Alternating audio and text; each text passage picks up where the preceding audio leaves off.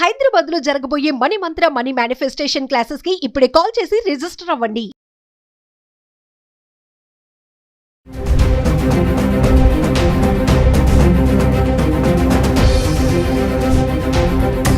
నమస్తే, welcome back to Suman TV. Present మనతో పాటు ఉన్నారు TEDx speaker, legendary award winner in real estate, realtor oxygen founder and CEO doctor Nandi Rameshwar Rao గారు.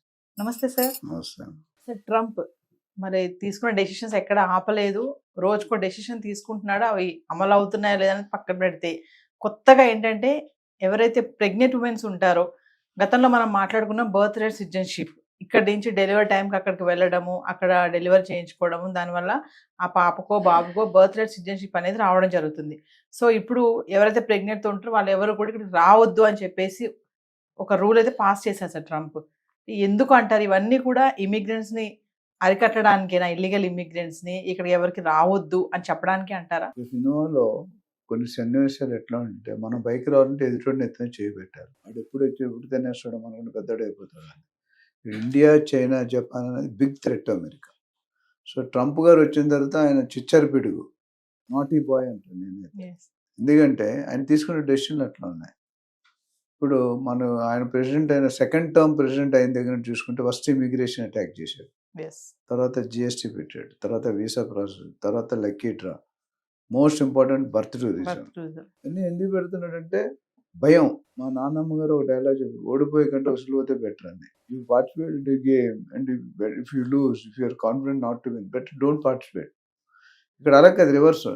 నేను ఎప్పటికీ రాజుగా నెంబర్ 1గా ఉండాలి, బిగ్ బాస్గా ఉండాలి. America is biggest economy in the world. ఇది లేటెస్ట్గా మనం మాట్లాడాల్సిన టాపిక్ ఏంటంటే బర్త్ టూరిజం. ఆల్రెడీ గత వీడియోస్లో మనం మాట్లాడాం.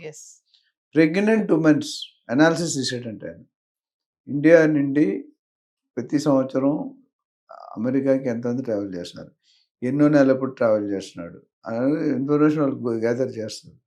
ఇక్కడ ఏమైందంటే వచ్చిన అనాలిసిస్లో అంతకుముందు 5 to 10% ఉమెన్స్ మాత్రం ఆ 85,000 వీసాలు తీసుకొని, హస్బెండ్ H1 వీసాలు ఉంటాయి కదా, అందులో 5 to 10% అనేది ట్రావెల్ చేసేవారు.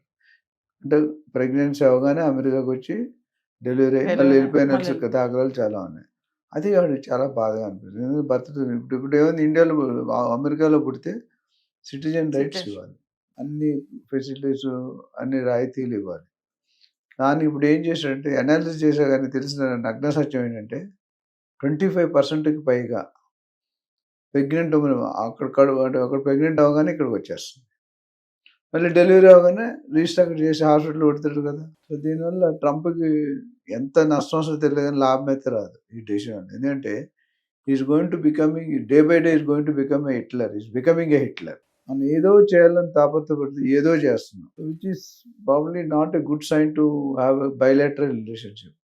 అందరితో ఇప్పుడు మోడీ వచ్చినప్పుడు the first president of America to pull a chair, రండి సార్ మోడీ గారు కూర్చోండి అని చెప్పాడు. సో అంటే ఎంత వాల్యూ ఉంది. అది పక్కన ఎదురుగా బాయ్ ఉంది, లోన జరిగే కుతంత్రాలు అన్నీ జరుగుతూనే ఉన్నాయి. అంటే భారతదేశంతో ఆడుకుంటాడని చెప్పాలి. ఇప్పుడు మన మోడీ గారు మన పాకిస్తాన్ ఇండియా యుద్ధం అయింది, ఎవరికి సమాధానం చెప్పాడండి ఆయన? పాకిస్తాన్తో పాటు రెస్ట్ ఆఫ్ ది వరల్డ్ చెప్పాడు, ఇండియాతో పెట్టుకుంటే తాట ఒలుస్తాం నా కొడుకులారా. It is a great revolution. ఇద్దరు అమ్మాయిలు పాకిస్తాన్ 20 నిమిషాల్లో కొలాప్స్ చేశారు. అంతకుముందు ఎప్పుడైనా ఆడపిల్ల రోడ్డు మీదకి వెళ్ళేదా? చీర కట్టుకుంటే వంట చేయడం వరకు, పిల్లలు కనడం వరకు ఉండేది. ఇప్పుడు ఒక దేశాన్ని కొలాప్స్ చేయాలంటే ఇద్దరు అమ్మాయిలతో చేయించాడు, విచ్ ఇస్ ఎ గ్రేట్. అంటే మనం ఇండియా లిటరసీ కానీ, అర్బన్ డెవలప్మెంట్స్ కానీ, ఇవన్నీ కూడా ఎంతవరకు వెళ్ళిపోయి అనేది మీకు మనం ఎవరి మీద డిపెండ్ అవ్వట్లేదు. ఇప్పుడు నిన్న మొన్న ఇండియన్ నేవీలో కూడా మన ఇండియన్సే డెవలప్ చేశారు. నిన్న మొన్న న్యూస్ చూసారు. ఏదైతే మాగా ఉందో మేక్ అమెరికా గ్రేట్ అగైన్ ని రీసెంట్ గా ఒక పోస్ట్ కూడా అక్కడ వైరల్ అవుతుంది యుఎస్ఏలో.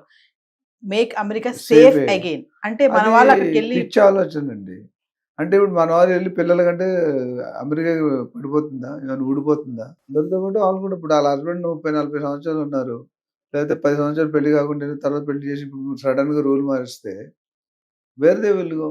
అంటే ఆయన ఉద్దేశం అంటే ఇండియా వాళ్ళు వచ్చి ఇక్కడ పిల్లల కంటే అమెరికా పాడైపోతుందా? ఇండియన్ సపోర్ట్ లేకుండా ఎవరు అమెరికా బతకలేదండి నా ప్రకారం. ఎందుకంటే నా దగ్గర ఒక అనాలిసిస్ ఉంది. Every 4th engineer in America is from India. Every 4th engineer from India is from south.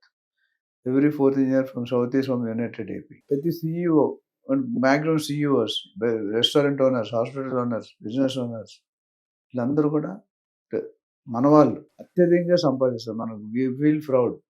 Okay, ట్రెడిషనల్గా కొన్ని అలవాట్లు మార్చుకున్న అది వేరే సంగతి. బట్ ఇండియా వాళ్ళు లేకపోతే వాళ్ళు ఇప్పుడు ఇండియాకి గంటకి $10 ఇస్తుంది, అమెరికా వాడికి గంటకి $50 ఇవ్వాలి. అంటే 80% డిఫరెన్స్. ఎస్.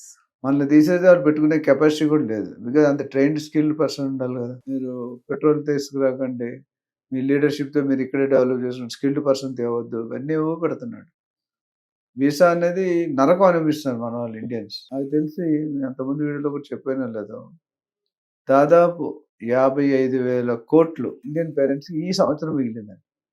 ఎందుకంటే వాళ్ళ పిల్లల్ని పంపించలేదు. పంపించట్లేదు. It's negative sign to America. ఎంత వద్దనుకున్నా భారతీయులు రావడం ఆగట్లేదు.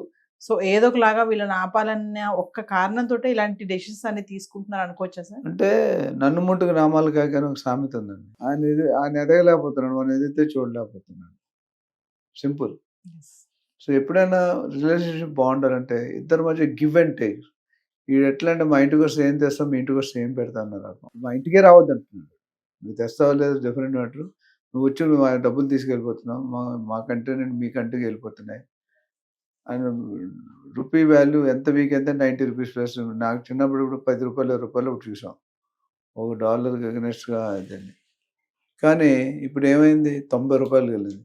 రానున్న నెక్స్ట్ 1 yearలో ₹100, ₹110 అవుతుంది పక్క. నేను రేట్స్ అట్లా పెంచేసాడు. 100% టాక్సేషన్. అంటే చాలా అలర్ట్ గానే ఉంటుంది ట్రంప్ గవర్నమెంట్. అంటే ఏదో ఒక విధంగా ఇండియన్స్ ని రావడానికి ఆపేయాలి. అది స్టూడెంట్సే కానీ, ఉద్యోగాలు చేసే వాళ్ళే కానీ, ఇట్లా ప్రెగ్నెంట్ ఉమెన్సే కానీ, ఇవన్నీ ఏంటంటే మన అమెరికాకు వచ్చి సింపుల్ ఒక లైన్ చెప్పి క్లోజ్ చేస్తాను. అవినా సార్, అసలు అమెరికా వాళ్ళే వాడికి ఎగ్నేసుకున్నారు. ఎస్, బైఅవుట్ అనే స్కీమ్ పెట్టి 8 నెలలు శాలరీ ఇస్తాం, రిజైన్ చేయండి, లేకపోతే నేను టెర్మినేట్ చేస్తాను. ఎంత దారుణం అండి. గవర్నమెంట్ జాబ్ ఎన్నో ఆశలతో చేసుకుంటారు. మరి వాడి పిల్లలు ఏమవుతారు, వాడి భార్య ఏమవుతుంది, వాడి ఖర్చులు ఏమవుతాయి. So the way things are going on, it's not going well. ఎంతగానో వెళ్తుందని మనం wait and watch. But definitely India is going to give a tough fight to America. ఇది మాత్రం ఖచ్చితంగా యాజ్ ఇండియన్ సిటిజన్గా, భారత పౌరుడుగా నేను చాలా గర్వంగా ఫీల్ అవుతాను. Thank you sir.